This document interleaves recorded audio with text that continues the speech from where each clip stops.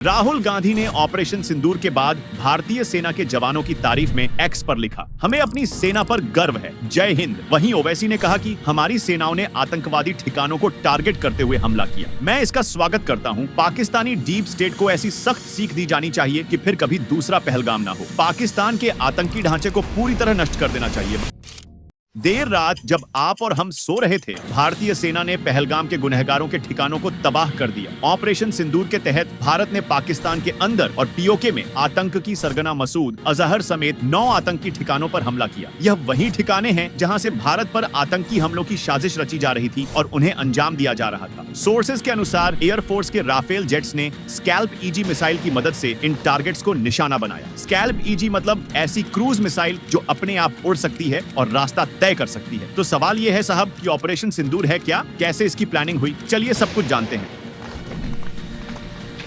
तो सबसे पहले बात, स्कैल्प ईजी मिसाइल की ये मिसाइल सीक्रेट तरीके से दुश्मन के इलाके में इंटर कर जाती है, जिसे रडार भी नहीं पकड़ सकते। वहीं स्कैल्प मिसाइलों के साथ हैमर बॉम्ब्स ने आतंकी ठिकानों को निशाना बनाया है, जो अब तक का सबसे सटीक हमला था। तो चलिए अब आगे बढ़ते हैं। राफेल फाइटर जेट, याद है आपको? ऑपरेशन सिंदूर में भारत में इसी फाइटर जेट का इस्तेमाल किया है। सितंबर 2016 में भारत में फ्रांस के साथ 69,000 करोड़ रुपए की डील कर एयरफोर्स के लिए 36 राफेल फाइटर जेट खरीदे थे। इस जेट्स के माध्यम से बहावलपुर, के कुलपुर, भिम्भर, चकमरू, बाग, कोटली, सियाकोट, मुजफ्फराबाद, ये वो जगह हैं जहां भारतीय सेना ने सटीक हवाई हमले की है। भारतीय सेना ने इसे ऑपरेशन सिंदूर का नाम दिया है। रात करीब 2 बजे सेना ने ऑफिशियल एक्स हैंडल पर पोस्ट किया, पहलगाम हमले का न्याय कर दिया गया है। अब पाकिस्तान का जवाब आया है और उसने कहा है कि पाकिस्तान इसे अपने चुने हुए समय और स्थान पर जवाब देगा। अब हमले की जगह और दिन हम तय करेंगे। तो क्या अब ऑपरेशन सिंदूर के जवाब में पाकिस्तान जंग करेगा? अगर हाँ, तो साहब पाकिस्तान कितने दिन टिक पाएगा? यहाँ सबसे पहले जंग का मतलब समझ लेते हैं।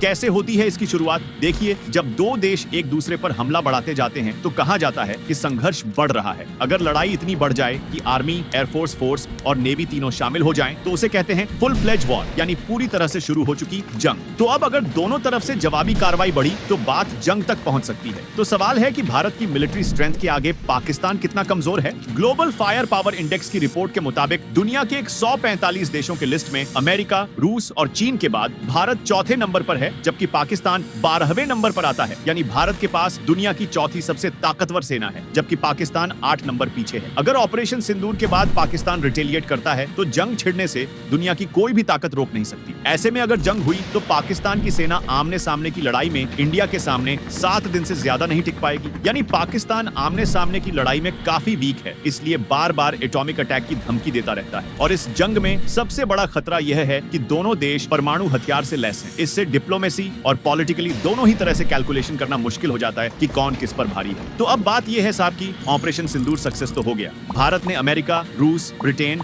यूएई और सऊदी अरब समेत कई देशों से संपर्क करके उन्हें ऑपरेशन की जानकारी भी दे दी है। तो कैसे की गई ऑपरेशन सिंदूर की प्लानिंग? दरअसल साहब, ऑपरेशन सिंदूर की प्लानिंग पहलगाम में हुए आतंकवादी हमले के तुरंत बाद शुरू कर दी गई, जिसमें पीएम मोदी की देखरेख में बैठक बुलाई गई। वहीं इस पूरे मिशन की command national security advisor Ajit Doval संभाल रहे थे। फाइनल मॉनिटरिंग के बाद इस तरह के कुल 9 ठिकानों को तय किया गया। एनएसए अजीत डोभाल ने ऑपरेशन सिंदूर के लिए छोटी टीम बनाई थी, जिसमें तीनों ही सेना के चुनिंदा अधिकारी थे और उनके कोऑर्डिनेशन के साथ इस ऑपरेशन को शुरू किया गया। इसके बाद 9 हाई वैल्यू ठिकानों की मॉनिटरिंग की गई और उन्हें सर्वेलेंस पर डाला गया, ये देखने के लिए कि क्या जिस तरीके की बात कही गई है कि वो सही भी है या फिर नहीं, और वो हाई वैल्यू टारगेट है या नहीं। वैल्यू टारगेट का पता लगने के बाद मिशन को सक्सेसफुली अंजाम दे दिया गया। राहुल गांधी ने ऑपरेशन सिंदूर के बाद भारतीय सेना के जवानों की तारीफ में एक्स पर लिखा, हमें अपनी सेना पर गर्व है, जय हिंद। वहीं ओवैसी ने कहा कि हमारी सेनाओं ने आतंकवादी ठिकानों को टारगेट करते हुए हमला किया। मैं इसका स्वागत करता हूं। पाकिस्तानी डीप स्टेट को ऐसी सख्त सीख दी जानी चाहिए कि फिर कभी दूसरा पहलगाम ना हो। पाकिस्तान के आतंकी ढांचे को पूरी तरह नष्ट कर देना चाहिए। बाकी आपको क्या लगता है कि पाकिस्तान रिटेलिएट करेगा? अगर ऐसा किया तो फिर क्या होगा? कमेंट में जरूर बताइएगा।